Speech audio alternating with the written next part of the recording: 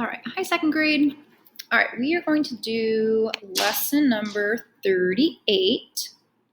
I'm gonna make this a little bigger. Okay, and this is digraph EE, which just sounds like a long E. So as you can see, we have EE, a long E, and then we cross out the second E because we don't really need it, it's just silent. It's not EE, just E, okay? All right, so I'm going to say the word, go ahead and say it after me. Say seeping, square, 3, fume, shook, chapter. Okay, number 1 is seeping, and I hear 2 syllables, seeping. So let's just go ahead, let's do our digraph first. So underline EE, it's long. And we cross out the second one because we don't hear it twice. Okay, now where do I separate my vowels, or not my vowels, but my first syllable from my second syllable, seeping? Well, I'm looking at this I-N-G. I feel like we just learned about that ending, I-N-G. What do you do when it's an I-N-G and it's an end? It's 2 syllables, but what do you do? Okay, hopefully you said box it in, because you'd be right. So you box it in. Okay, seep-ing, 2 syllables, and we're done, right? Because you just did your suffix, your ending, and you're done. So seep-ing. Good. All right, number 2, square. Okay, so we have Q, U are always together. So let's combine those. Squa, squa. And then A. It's a long A sound. Squa, A, air. Okay, so we're gonna cross off this E, because that was a lesson we did 2 days ago now. We have a long vowel, when followed by an E, you don't hear it. It's not squarey, it's just square, square, square. Okay, good. All right, next one, number 3, is 3. Look at that, how funny. So 3, TH, I just hear the TH sound, so we underline that.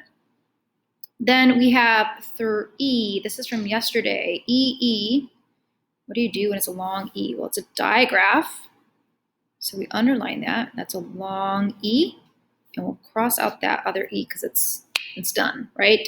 3, 3. And that's it. Okay, number 4 is fume. Fume. Okay, so this is like that long vowel again. So it's a long U. When it's followed by an E, what do? You cross it out, right? It's fume. It's not fumey. That's weird, right? Just fume, like a smell. Okay, all right, number 5 is shook. Shook. All right, so we have SH digraph. And then OO is from yesterday's lesson. So this is the sound.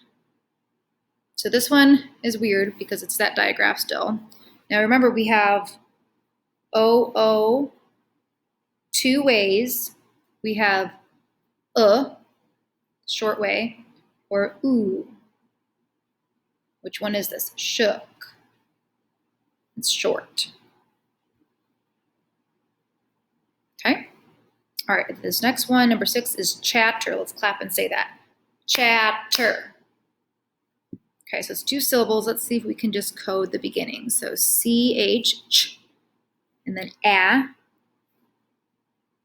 Okay, and then where do you separate? Let's go vowel. It's a vowel. Consonant.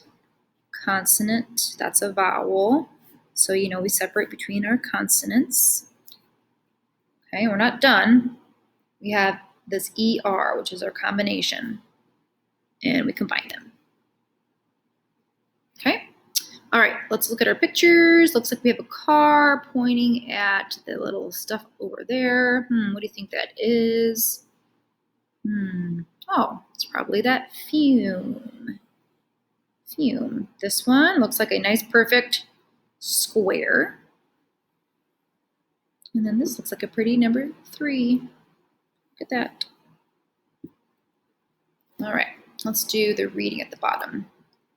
If pork is not cooked well, it can make us sick.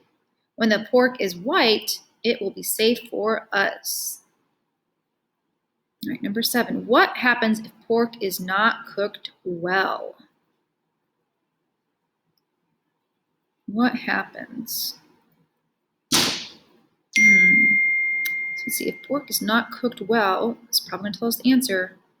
It can make us sick. Ooh.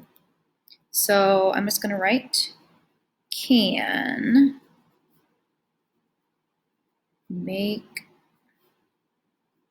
us sick. Oof. Doesn't feel good to be sick. All right, number 8 says pork should be cooked until it is what? Red, black, or white? What does the reading say? So it says when the pork is white, it will be safe for us. And that's good, right? So what should it be? White. Number 9 says white pork is safe for us. Well, I just read that, right? What did it say? Is white pork safe? Yes. Okay. All right, the back side is your homework.